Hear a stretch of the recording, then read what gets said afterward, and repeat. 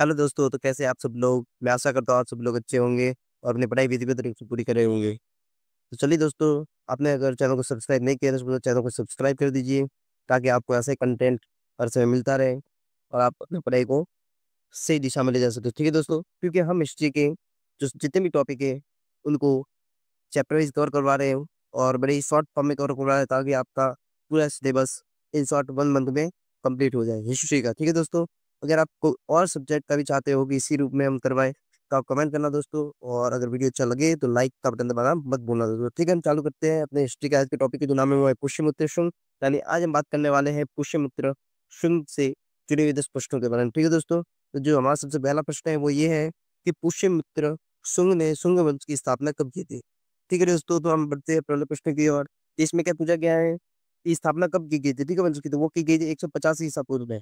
और 150 ईसा पूर्व में की गई। तो दोस्तों, जो मौर्य साम्राज्य था, क्योंकि मैंने अपने अगले वीडियो में मौर्य साम्राज्य के बारे में पढ़ाया था, जिसमें मैंने क्या पढ़ाया था कि वहां पर मुख्यतः 10 राजा हुए। ठीक है, यानी बात करें, मौर्य शासन 147 वर्षों तक चला था, जिसमें भागवत पुराण के अनुसार जो मौर्य वंश है उसमें 10 राजा हुए, जबकि जो वायु पुराण कहता है 3 ही राजा हुए थे। लेकिन ये इसमें अटखेले चलती रहती है। ठीक है दोस्तों, 10 मान लो या 9 मान लो, मेन मेन जो राजा थे वो 3 ही थे, 3 या 4 राजा हुए थे। ठीक है दोस्तों, सबसे पहले चंद्रगुप्त मौर्य जिसने स्थापना की मौर्य वंश की।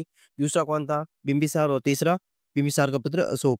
ठीक है, और जो मौर्य वंश का जो सबसे अंतिम शासक था वो कौन था? बृहदत्त था। कौन था? बृहदत्त। और इसी की हत्या की थी किसने?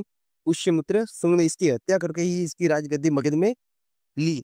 ठीक है, मगध पर वो बैठा 185 ईसा पूर्व में इसकी हत्या कर दी थी बृहदत्त की, इसने पुष्यमित्र शुंग ने। और उसके बाद ही वो मगध की राजगद्दी पर बैठा था, और वो जो समय था वो 150 ईसा पूर्व से थे दोस्तों। चलिए दूसरे प्रश्न की ओर बढ़ते हैं। दूसरा प्रश्न ये बोल रहा है कि पुष्यमित्र शुंग मौर्य सम्राट बृहदत्त के क्या थे। तो दोस्तों वो कौन था? सेनापति था। बृहदत्त का क्या लगता था? सेनापति था। ठीक है, तीसरे प्रश्न की ओर बढ़ते हैं दोस्तों। तीसरे प्रश्न में क्या बताया गया है कि पुष्यमित्र शुंग ने मौर्य सम्राट बृहदत्त के साथ क्या किया था। तो हत्या कर दी थी और सत्ता हत्या ली। ठीक है दोस्तों, उसने पूरी जो साम्राज्य था वो उसके खुद के अधीन कर दिया था। ठीक है दोस्तों, चलिए चौथे प्रश्न की ओर बढ़ते हैं। पुष्यमित्र शुंग की राजधानी क्या थी। तो पुष्यमित्र शुंग की जो राजधानी थी दोस्तों, वो थी पाटलिपुत्र। क्या थी? पाटलिपुत्र। ठीक है दोस्तों, चलिए। और साथ में मैं ये भी बताना चाहता हूँ कि पुष्यमित्र शुंग की जो राजधानी पाटलिपुत्र रही थी। और जो शुंग वंश का कौन दोस्तों, शुंग वंश का जो अंतिम राजा हुआ था, ठीक है, वो उसने जो अपनी राजधानी बदली, वो क्या बदली थी? विदिशा कर दी थी। पाटलिपुत्र से क्या कर दी थी? विदिशा कर दी थी, यानी स्थापित विदिशा में बाद में कर दिया। ठीक है दोस्तों, विदिशा। पाटलिपुत्र से बाद में जो दूसरे राजा हुए उन्होंने उसको तब्दील कर दिया विदिशा में। पाटलिपुत्र को तब्दील नहीं किया, बल्कि राजधानी बदल दी थी। पाटलिपुत्र को हटाकर विदिशा में अपनी राजधानी को बना लिया। ठीक है दोस्तों, चलिए पांचवें प्रश्न की ओर बढ़ते हैं। पुष्यमित्र शुंग ने कौन सी यज्ञ किए। तो पुष्यमित्र शुंग ने अश्वमेध यज्ञ किया, राजसूय यज्ञ भी किया, वाजपेयी यज्ञ भी किया, और सभी उपरोक्त जितने भी है सभी यज्ञ उसने किए थे। ठीक है, और जो उसने अश्वमेध यज्ञ करवाया था लोग, ये अश्वमेध यज्ञ है उसमें बताया गया है वो इसने पतंजलि, जो इनके पुरोहित थे पतंजलि, उनसे करवाया था। ठीक है दोस्तों, पतंजलि। चलिए छठे प्रश्न की ओर बढ़ते हैं कि पुष्यमित्र शुंग कौन सा धर्म मानते थे। तो वो ब्राह्मण धर्म के ही थे। पुष्यमित्र जो शुंग थे वो कौन से धर्म के थे? ब्राह्मण धर्म के थे, इसलिए वो ब्राह्मण धर्म को ही मानते थे। ठीक है, हम जो शुंग वंश को ब्राह्मण वंश भी बोल सकते हैं, क्योंकि पुष्यमित्र शुंग किस वंश के थे? वो ब्राह्मण जाति के थे, इसलिए दोस्तों। ठीक है, चलिए हम सातवें प्रश्न की ओर बढ़ते हैं। पुष्यमित्र शुंग के पुत्र का नाम क्या था। तो उनके पुत्र का जो नाम था वो था अग्निमित्र। क्या नाम था? अग्निमित्र। ठीक है, चलिए आठवें प्रश्न की ओर बढ़ते हैं। पुष्यमित्र शुंग के शासनकाल में किस प्रसिद्ध नाटककार ने अपना महाकाव्य लिखा। वो थे महाकवि भास। ठीक है, कौन थे? महाकवि भास। पुष्यमित्र शुंग ने किस विदेशी आक्रमण का नाम, सॉरी आक्रमण का सामना किया। तो वो थे मेनेंदर और रेमेटिस। क्या नाम था उनका? मिनांडर और, या जो आपने लिखा ना मेनेंदर, उसको बोलते हैं वहां उस प्लेस में मिनांडर बोलते थे। कि दोस्तों मिनांडर, मिनांडर और ड्रेमेटियस, ये दो थे उनका सामना किया था, ये दो विदेशी थे। ठीक है दोस्तों, फिर हम दूसरे प्रश्न की बात करें तो इसमें क्या बताया कि पुष्यमित्र शुंग में किस जगह पर स्तूपों का जीर्णोद्धार करवाया। तो वो था सांची। जो सांची था, जो सांची स्तूप किसके द्वारा बनवाया गया है?